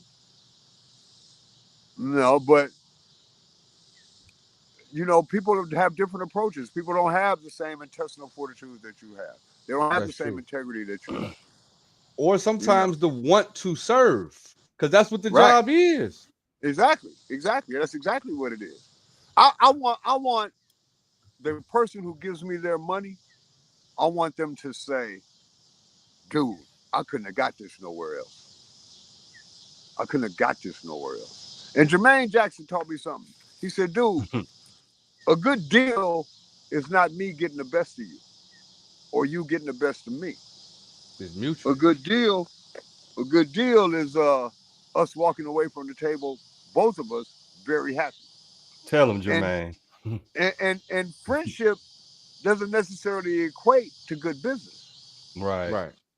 Bad business could ruin a lifelong relationship. But good business can create a lifelong relationship. Facts. Facts. But just because you Fact. friends with a motherfucker don't mean you're gonna be great in business with this nigga. Yeah, I mean, like you hitting on a lot of points that we've, as Mix Squad, have come to understand very quickly. Very, very quickly. We have understood exactly what you just said. So, man, to the core. and it is what it is. It's just life and how it operates. Not everybody that I fuck with as a friend is someone who I fuck with as a business partner. Like it's just not. It's just the facts. Yeah, it's just facts. It's just that's the way it works. You got to be really really selective when you take someone's art, because that particular piece of art could make or break you in the long run. You know, if it's great, people gonna talk. Right. If it's fucked up, they're gonna talk even more. Yeah. You know, it's the old saying, good news travels fast, but bad news travels much faster. Right. Wildfire. Now, like, and sometimes I wonder, like, even if it was bad, like if people was talking about it, I would somewhat be okay with the fact that it's being talked about, because what I don't want is indifference. When I deliver my music, publicity is better than no publicity. I would rather provoke you to have something bad to say. Like it was some song I had put out there. It was on a music review show, and he was like, "Are you a?" Because I was speaking positivity, but I was still rapping, and he was like, "Are you a good guy? Like a good guy rapper or something like that?" And like he was talking his mess, but I was like, I would rather you continue to type messages and comment than for you to sit there and not say shit. Like. You know what I'm saying? I would rather you engage into it than be quiet. The harsh, you know, it's one thing to create something and be criticized than to create nothing and got all the criticism. Right. But that's what we do. And we putting it out there for everybody who ain't never ever created anything. And those are the critiques or the critics. You know, it's like, think about it. When Harlem Nights came to the screen, the critics killed it. Yeah, they did. And through the test of time, we all know that those critics don't experience life the way we do. Right. Man. So you ain't know. It's like going to a white woman from Indiana, asking her for information about the Crips and the Bloods. Right. she's a specialist. Right. Bitch, you ain't pounding out one, you ain't banging out one line, you ain't jumped in one cop. But you're a facts though. Because even today, even nowadays, when it come down to especially movie critiques and movie reviews and stuff, like I'll be looking at some of these movies that get the awards, and I'll end up watching it and be like, how? Who the fuck like this? Yeah, they be saying. Hey, I like the fact that we can get instantaneous response. Right. But here's the thing about the digital world that I can't fucking stand. It is a pet peeve. If I spend hours, days, weeks to mix and work on this album or this record, and I send you a file, and a day goes by and I don't hear from you, or 2 days go by and I don't hear from you, like, oh, that man, shit I haven't annoying. had a chance to listen to it yet. Hold up, nigga. It's your shit. You don't care enough about the product to get back to me and say, yo, we need to fix this, we need to fix that. That's what the digital world is. It's allowed you the latitude of being a procrastination. Right. Crazy part is, if you would have sent it to their DM, they would have heard it immediately. Like it's the fact that it's an email. That's why I got the audio movers. That's exactly why I got the audio movers. Yep. That's exactly why I got the audio movers. Nigga, we ain't finna do that when I get around to it. Right. You finna hear this shit. Go ahead and get on here. Let's take a look. We get this shit over with today. Because that's how niggas. When I was doing the main title for South Central with Kurt Farquhar, I wasn't done. We were at Capitol Studios. I wasn't done. And Kurt had went out for a break or something and came back in and said, "Oh man, that shit sound great. Print it." And I was like, I'm not finished. He said, "Man, this is television. This ain't the music business. This is television. Print that shit. We out of here." You know what I'm saying? It was so much shit I wanted to do with that 30 seconds of music, right? Right, right. But and he did the same shit to me with the Sister main title. He was like, "Man, that shit sounds great. Let's roll." But in hindsight, I might have mixed the funk right out of it. That's true. Overmixing. In today's world, there's no sense of urgency or enthusiasm when people talk about going to make a record or going to the studio. Right? Back in the day, man, I'm going to the studio. That was hype. That was like, yo, we got 10 hours. Yo, we got 8 hours. You know what I'm saying? Now it's no big deal. It's no enthusiasm. It's no, and I think it reflects in the music as well. Right. I see, being an older cat and watching the music change and watching the platforms to capture the music change and watching people's perception of what I do change. Right. I'm just on the bench. I'm y'all are the DJs. I'm just here to dance. You know what I'm saying? I'm just here to dance, bro. Right. You know what I'm saying? Let me do my thing. But I love it. And my girl said, "Well, when do you plan on retiring?" And I'm like, "What? Retiring? We don't retire in this. You only retire from shit you don't love." For real. Straight up. You know what I'm saying? I understand why you want to retire because you are a trauma nurse and a heart nurse. You've been taking bullets out of people and shit all your lives. I'm pretty I want to retire from that shit too. You know what I'm saying? But me, I paint for a living. Right. Paint audio. I paint for a living, bro.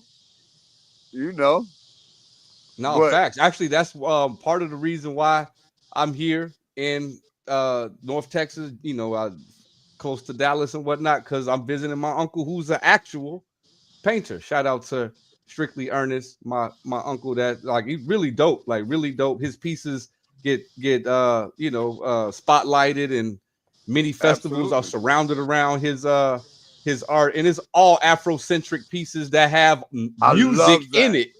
I love that, bro. I'm very grateful to Dick Griffey and the whole Solar Records stable, like the Whispers and Lakeside primarily, and the Whispers primarily. Yeah. But all of them cats, they gave me opportunities and taught me so much. I wouldn't be who I am today if it wasn't for Leon Silvers and his staff, Dana Myers and Raglan and William Zimmerman and Kevin Spencer and Ricky Freed Smith. I did Save the Overtime for me with Gladys Knight because of Leon. I worked with the Spinners because of Leon. I worked with Real to Real because of Leon. You know what I'm saying? I worked with Climax because of my relationship with Dick Griffey and Leon. Right. I saw Africa and Europe because I wasn't doing this. Right. I was having fun. I was doing what I love. Right. So I have a huge debt of gratitude, especially, man, Lakeside and the Whispers. Man, I learned so much from them cats, man. I learned so much from Leon Silvers. I learned so much from them cats. Them was the days when it was a lot of pressure to make a record. Because you were on somebody's clock. Right, and dollar. Exactly. I'm hearing something. What am I hearing? I'm hearing something too. Motorcycles. Huh? He said motorcycles. Nice. Yeah, we had some earlier come through. They're part of the. They in the band, man. It's cool. Man, they in the band.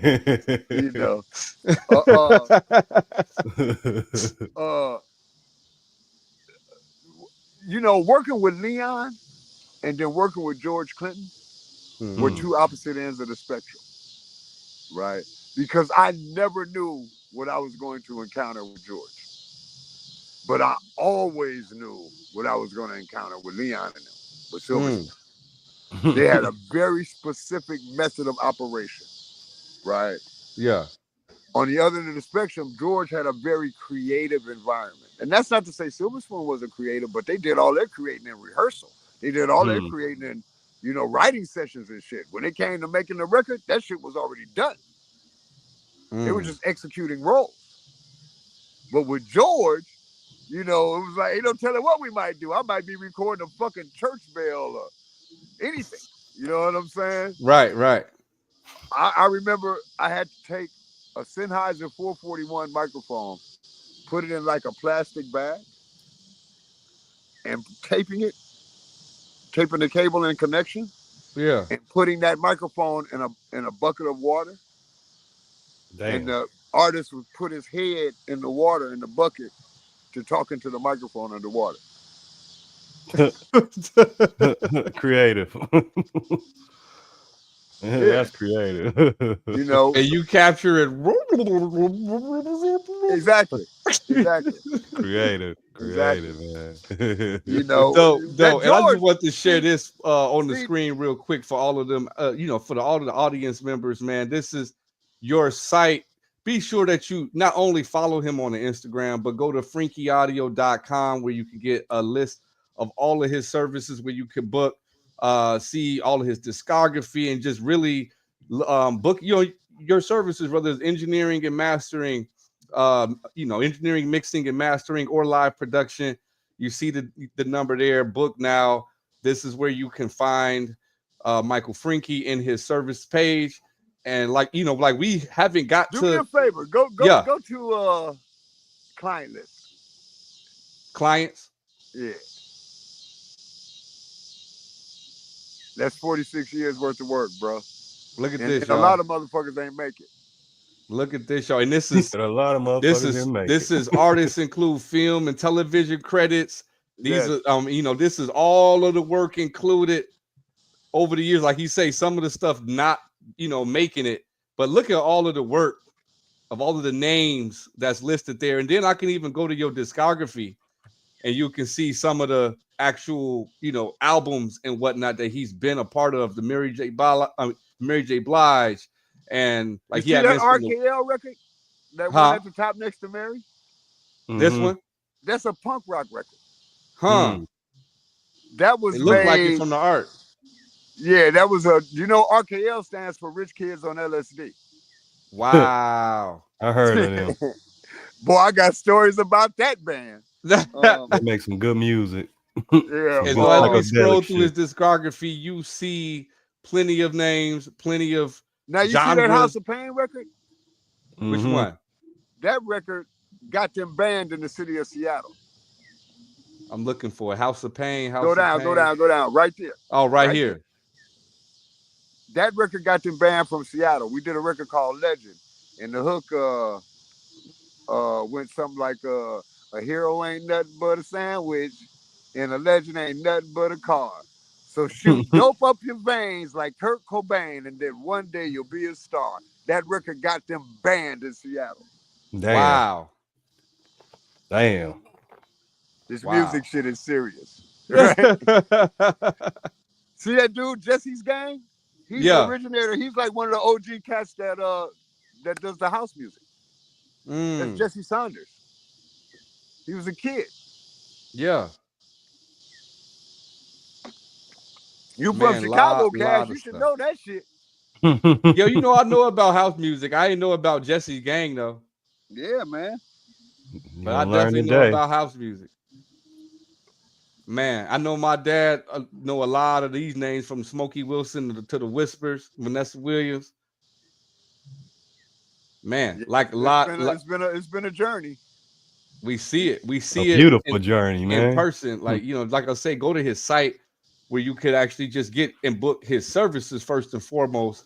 But we always make sure that we want to be sure that any guests that we have get where they can be seen. As far as booked and services and stuff like that, we want to make sure people know, because it's one thing to have a conversation, but ultimately we want people to go and pay you, brother. Absolutely, and I appreciate it too. But see, my thing is, if I do it right, the money's gonna be there. You know, because my heart is there. God gonna make sure I'm cool. I'm a firm believer in karma. You know what I mean? Yeah. I'm a firm believer in karma, bro. And I've sown some pretty good seeds out there. You know what I'm saying? And that's why I'm able to still do it and talk shit and, you know, smoke dope and crack jokes. You know what I'm saying? Because I've done it. I've done well. I've had some health crises, right? But God made sure I bounced back from them, right? I'm obviously I'm an outdoors dude. If the weather was more stable, I'd mix records out here. Because I That's can what I do say it. you was at home, because like every time I see you chopping it up on the Instagram, you like you right there where you at. Yeah, you know. I'll be on the front porch. You know, I don't give a shit. You know, but see, this, like I say, the social media thing is a little different for me because I got to be motivated. Like J-Mo, Jairus is like, man, I'm telling you, if you spend an hour a day or 20 minutes a day just doing a post every day, you know, your followers gonna pick up a shit. Since I've been doing that shit, I done lost followers. I mean, I swear to God, it's like, this shit is not working. You know what I'm saying? For real, I'm serious. Like last week, I had like almost 800. I had 3,900 followers or some shit. And today, I checked this shit, and it's like, it was depressing. I put a nigga on suicide watch. I was like, That's why, and that's why I try, like, even with the squad, I try not to look at the numbers too much, especially when you want to, when you're coming out of the clear blue, trying to force yourself. It's like, just keep grinding. Don't look at the numbers, because people who are meant to be a part of your following group are going to stick around. Because I watch every one of them, bro. Like, I actually sit there and like try my hardest to listen through. What was your favorite?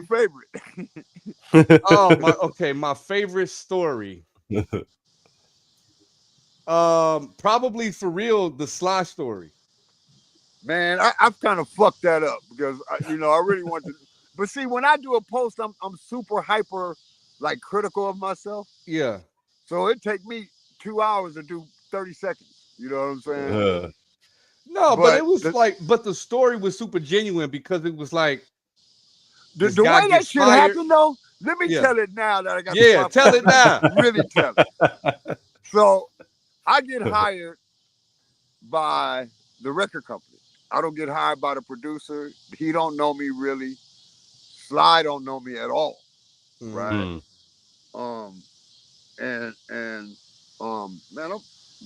one disadvantage about working outside is I think some shit been dug off in me. So I'm with Sly, and Sly is Sly, bro. The word crossover was created for Sly. Right? Sly's playing his part, and the part is funky as a motherfucker. Man, that's a smooth guy. And I'm a Sly Stone fan. Me too. You know, I mean, Sly got me through junior high and high school and shit, and I'm working with Sly now, right? I'm beaming. I'm like the fucking man, right? And the producer gets on the talkback. He reaches over me and stops the tape in the middle of the tape. Yeah. Right? And he gets on the talkback and he says, "Yo, Sly, man, you can make that a little more funky in the turnaround." Nigga, Sly jumped up. He kicked the fucking piano play. He kicked the Sly piano don't over. play that shit. He was playing a Rhodes. He was playing a Fender Rhodes piano, 88. Yeah. And he kicked that motherfucker over and he stormed in the... And I've never seen Sly always the chillest dude in the room, right? He was in a rage. He came in the room. He said, "Motherfucker, do you know who the fuck I am? I'm Sly Stone. I am the funk. What? I am the funk. You fucking fired." I was like, damn, this nigga had this job about an hour. Right? And I thought about what my girl said. You hire yourself and you fire yourself. Right. You know what I'm saying? And one thing, my girl pointed something out to me that so relates to this music business shit. My girl said her grandfather told her that the higher a monkey climbs, the more you gonna see his ass. Right. Right. The more he gonna show his ass, right? Right. Is that shit not pertinent to the music industry? I mean, Is that it's shit not right on. apropos? I Huh? see a lot of monkeys climbing up that tree, showing their ass. Facts. Hey, I see him going up and I see him coming down. They don't come down, they fall down, hitting Some branches and fall everything. gracefully, some land like a paraglider, some land like a bird, and some land like bricks. They crack their head. And that fall from grace is not beautiful at all. Man, one of our biggest supporters breaking down inside say Oh, that part. shit. He just tapping in, giving us comments, letting us know he is still paying attention. Actually, more than likely, we're gonna be doing some chopping it up after this interview. Me and Inside gonna see Dallas or something like that. We have figured out, but continue with the Sly story, man. So Sly turns around and he says, "It's just me and you, right? Fuck it, let's roll." Right. Sly's taking over production of the record, and Sly always had a lot of people in his sessions that had nothing to do with his sessions, just support. Right.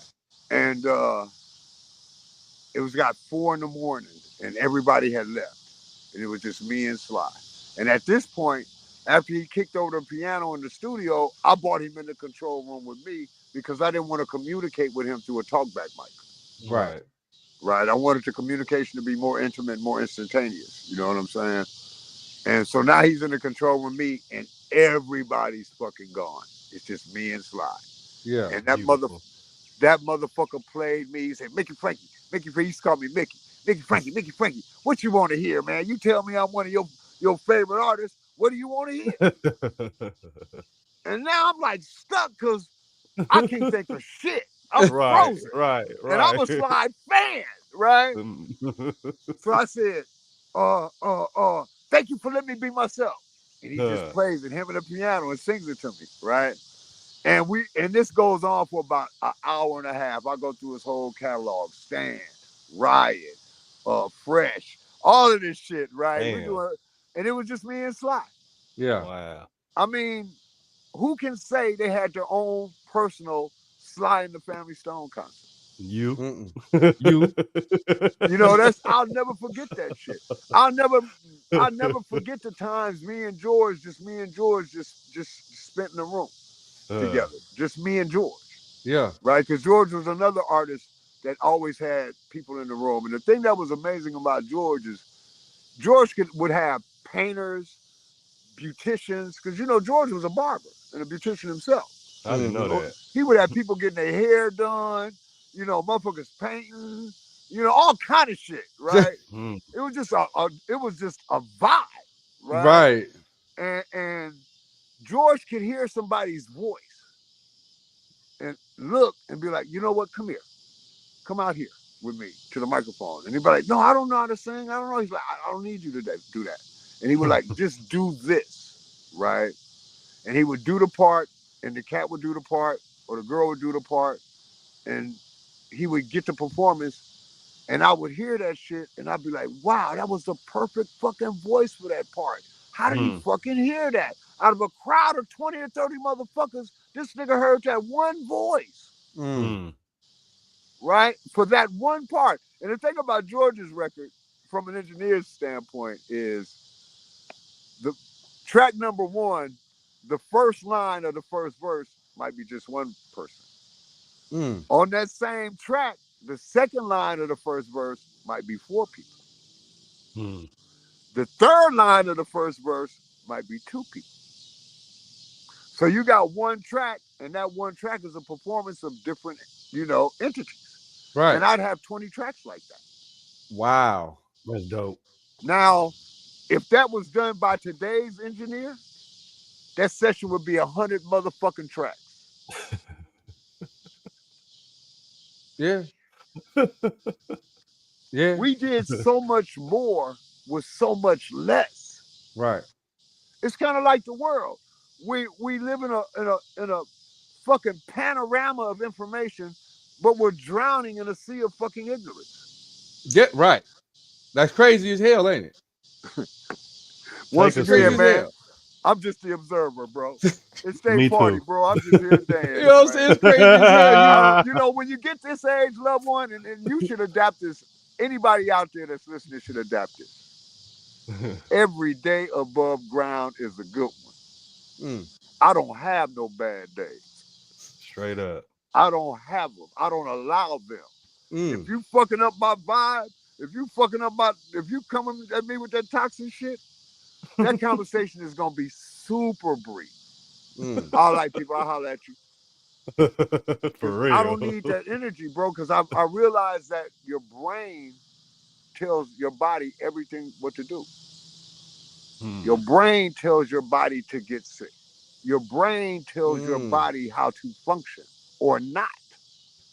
So that toxic thought and that toxic energy impacts your health, your And physical your brain health. says walk away. That's why I was like, nigga, I'll holler at you in traffic. You know what I'm saying? I'm not doing that. You know? Straight up. I mean, even when it comes to relationships with women. I'm Right. heterosexual, by the way, if that's politically correct to say these days. I don't because know I what's just correct found out no more. recently that the word homosexual was derogatory. I didn't know. You know what I'm I saying? don't try to keep up. I read that shit in the Encyclopedia Britannica. You know what I'm saying? Y'all wrote the motherfucker. You know what I'm saying? Mad at me. My You know? brother, who's a junior in high school, be filling me in on certain terms that's Look, in and not check in. this And out. I'll be like, I'm not keeping up with that shit. That's for y'all. Look, check this out. A motherfucker will come to you and tell you, I'm sorry, man. And you agree with him. You be like, yeah, you right. And he'll get mad at you.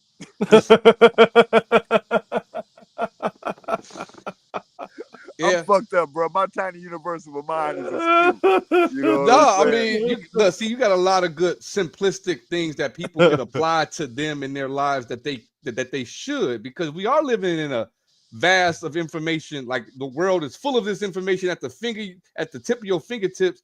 But generally speaking, people don't look for information. People look for the shit that's gonna entertain their ass. They ain't trying to learn shit.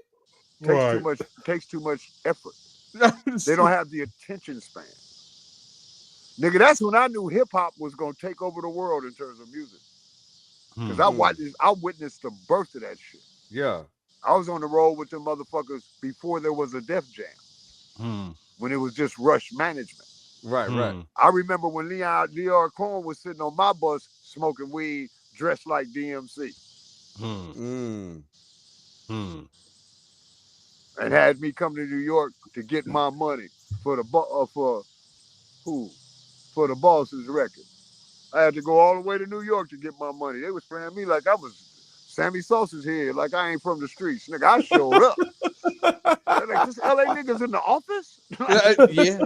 Like a motherfucker. You know what I'm saying? Like a motherfucker. Nigga, I need all of mine. I really want more than mine. Right. But I'm going to settle for all of mine. You know what I'm saying? Straight up. Well, you can't play with nobody about their bread, man. Hell no. You definitely shouldn't. And see, record companies are notorious, right? You'll submit an invoice and it'll be 30 days, 60 days, 90 days. I don't do that. I learned how to circumvent that. My dude I did the Vanessa Williams with, Ed Eckstein. Ed Eckstein told me, I said, man, look, bro, I got a housekeeper. I got kids. I got a wife. I can't afford to wait 30 days to get my money, bro. Okay. First of all, I'm from the streets, dude. I'm used to having a sack. You know what I'm saying? I need to get my money like this. And he told me, he said, no, man, you ain't got to go that. He said, when you fill out the invoice, write my name and circle it. And that invoice is automatically going to go to the top. So I try to maintain that relationship with every record company that I deal with, you know, because nobody can afford to wait. I'm not Young Guru. You know what I'm saying? Look at this, cuz it's a real possum out here, homie. In the daylight? Like right now, nigga. The hard ass possum. I'm from South Central Los Angeles. Dude, we just don't see this kind of shit.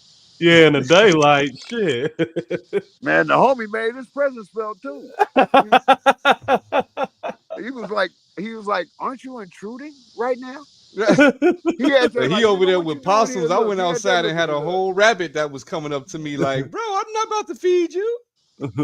See, when you're in areas like this, you got fireflies and shit. In LA, Right. you gotta have money to have fireflies, nigga. You making well over $500,000 a year if you got fireflies in your yard. You know what I'm saying? You gotta think about it. In one of the most crime-ridden areas in Los Angeles, Koreatown, right? Mm-hmm. Which is beautiful. Koreatown is beautiful, right? But that's what people come to get their money. Right. Right? And you got to make $120,000 a year to afford a 1-bedroom apartment in Koreatown. Damn. What my girl is paying her mortgage, what she pays for mortgage in Chicago, you can't get a single in LA for that. Wow.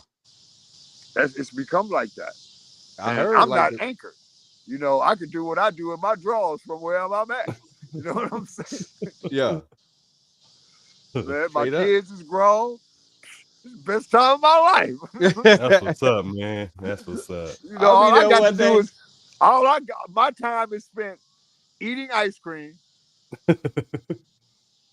smoking pot, and making records now. Yeah.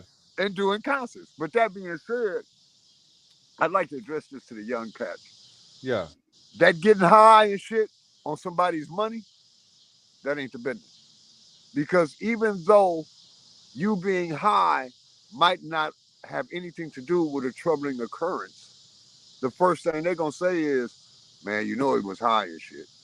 And it could be an equipment malfunction. But that blame is gonna shift, and you being high is gonna be on top of that blame. Right. It's just something That's to what, like, consider. and when that's you own almost damn near somebody's, with any job. Like if yeah, you when you own somebody's clock, you know what I'm saying? Now, if it's your best friend, homeboy, and he understand you when you high and you fuck up and he laugh, that's different. right. But when you get hired, especially from a reference, oh man, you gotta be ready, bro. You gotta come in guns blazing. Because they expect it. I can't be in nobody's session not knowing what the fuck I'm doing. Right. I'm Michael Frenke. I am the sound man. I'm the expression motherfucking mechanic. Yeah. I can't go in there slipping on some old nigga shit. Oh, that ain't the way we used to do it back in the day. Nigga, we not back in the day. Right. Today. Right. Today. You know what I'm saying? But I do love your little tag, right? Sound advice from a sound man. Like I love that It's a double entendre. I love that shit. I love that shit. Man. I'm a sound. I consider myself to be a sound man. That's why I don't get caught up in people's bullshit politics and their perspectives on God. And I don't get caught up in that shit, bro. Yeah. Because, you know, the thing about religion is all I've seen it ever do is cause division. Yeah, you know, I don't want to get too far in the weeds, but religios is a Greek word that literally means to divide and conquer. Right, exactly. That the literal meaning of the word is to divide and conquer. Yeah, I'm not finna be mad at you because you want to do what you do. That's why I don't trip on the sexuality. Let me tell you something. I've never met a dollar whose value was based on gender. Right. I don't give a fuck where it came from, just as long as it's spent. What you do with your genitalia is not my concern. Straight up. That shit is taking too much time in people's head, bro. Yeah. Rent free. I can't even have a conversation with a young cat with him saying pause. Bro, I know you're not gay. I was just about to pause a couple of things, but I'll shut up. When I say pause, I'll say something else. Say pause, bro. You ain't got to do that with me because I'm not gay, bro. Right. You know what I'm saying? That shit is living rent free in people's heads, and it's taking way too much energy. especially when you ain't personally dealing with half of the people that you letting live rent free. You ain't, if you not gay, why are you letting gayness live in your head rent free? Like, And nigga was probably even thinking about no gay shit until you I'm talking just about saying, like, pause. You know why? what I'm saying? But pause. Right. Pause. What you was thinking about, nigga? If you took it that way, Right. Yeah. you know, if how they used to say, if it walks like a duck, quacks like a duck, for all intents and purposes, it is a duck. Right. Pause. No. Man, we look, we gotta do this again. Like, we just gotta do it again, even if I it's ain't got not no a problem with that, technical man. I'd have Sunday been on the spotlight, phone. even if we I'd could have been just on the chop it phone up. with you mugs 2 hours, bro. I know, man. That's what I say, man. We I gotta love it do it though, man, again, man, because we could just talk forever. I love it, man. I mean, we can talk about specific records that I've done, you know, the process, the technical. You know, that's why I asked you beforehand, what's up? That's why he in the band, don't trip. Good. That's why I asked you beforehand, is the conversation going to be based around, you know, records that I've done? Is it going to be based around tech? Is it going to be based around a combination of both? Right. Don't matter to me because, you know, I came fully loaded. Right. Absolutely. You know, You sure did. And I these feel young like kids, they couldn't come up in my generation, bro, because let me tell you something. My mama would have been in prison. My mother was violent. right. You know what the blue flash is? You ain't hip to the blue flash? I bet you when I tell you, you gonna know. Oh, when you get smacked and you see the flash? You see that Hey, strobe? I know. Yeah, my mama I introduced know. me to that. Look, he knew. Look. He's like, oh yeah, You gave me a flashback. You see what I'm talking about? Like, my mama whooped me so bad in front of the police say, ma'am, you can't do that here. You can't do that. She came to the police station fully loaded, extension cord, belt, all kind of shit. Abuse a nigga. I'm talking about, man, I used to get ass whoopings from area code to area code, bro. Right? Oh, the police told my mom, ma'am, you can't do that here. But you see that car right there on the monitor? If you take him beyond there, that ain't none of our business. Right. You know what I'm saying? I told my mama one time, I said, I'm running away. She said, nigga, you ain't got to run.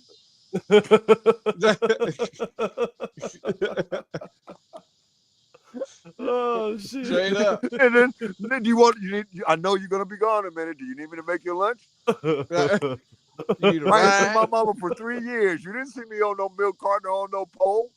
You know. No, Shit. facts.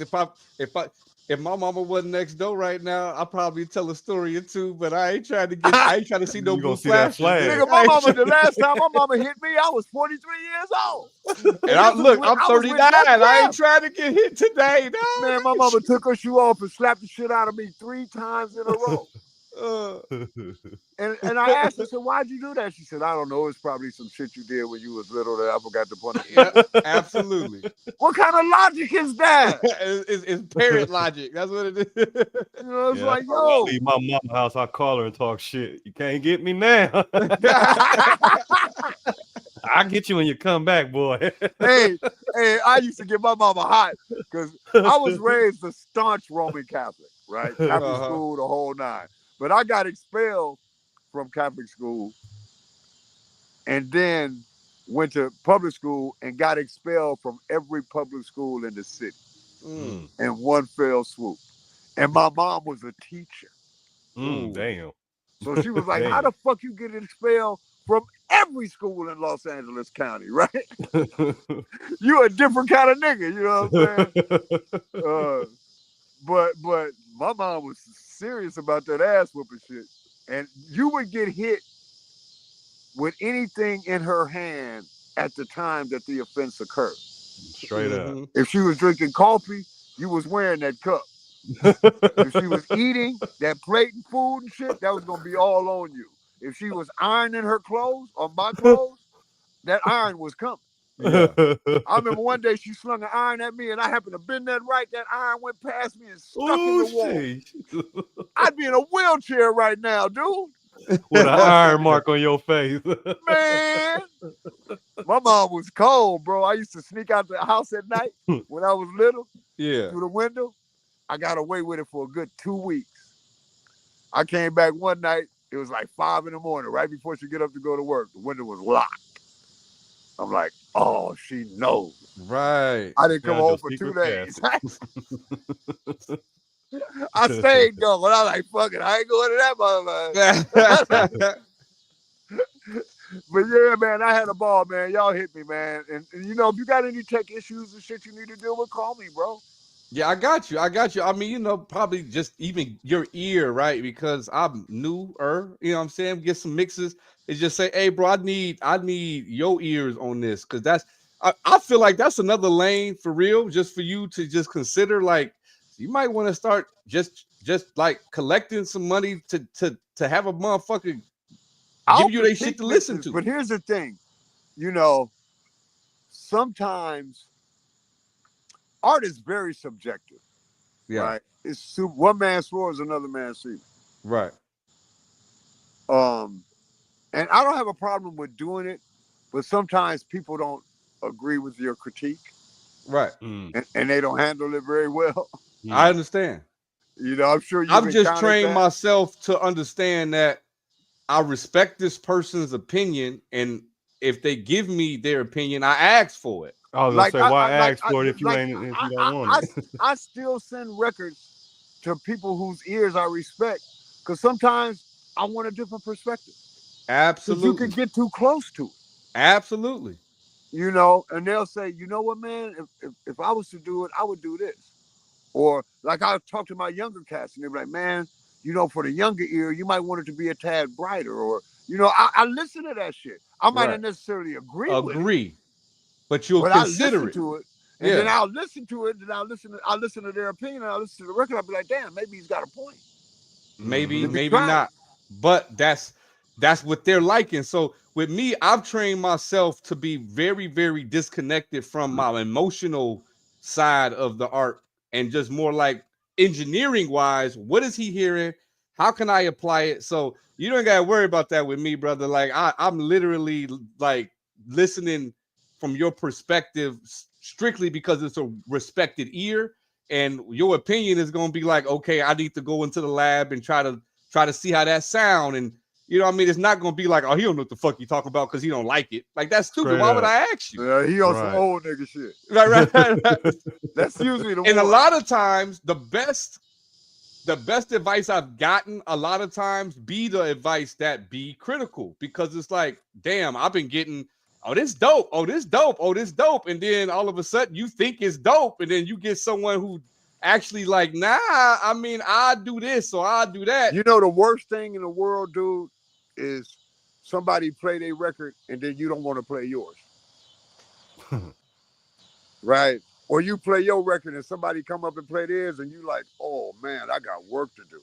Right. You know what I'm saying? But my phone is about to die, bro. All right, brother. If it don't die between now and the time I get in the house, we can continue this. But my phone is about to die. All right, so what I'm gonna do, stay on if you can. If your phone don't die, I'm gonna end the official live and we'll chop it up for like a few minutes backstage. My man. All right. So peace, for everybody guys. Out there, I got 3 words for you. Was anybody watching us? Yeah. We still got 5. We still got a few people still watching right now. I have no idea. Thanks for coming. But yeah, end this and hit me. Yeah. All right, just stay on for a second. Just stay on real quick.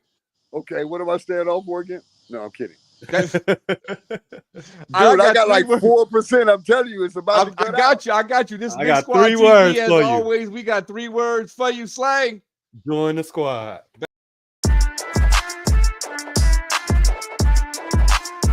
Did it again, Alex. Give me more. Okay, cash at hand. That's the motto, that's the plan. Got a whole lot of loot. Check my status, that's the brand. Boy, stop playing. Money so long, broke them rubber bands in the jam. I'll be damned if I fuck with Uncle Sam. I be spazzing on the beat. I go thermal on them niggas. I'm absorbing all the heat. Oh, salty ass niggas be thinking that it's sweet. Oh, dusty ass niggas in the presence of the lead. Salute. Yeah, looking for recruits. Join the squad, get you open, corner 3, 2, 1, shoot. Don't be scared, come prepared, and we keep you in the loop. Get you squared and prepared, and we step you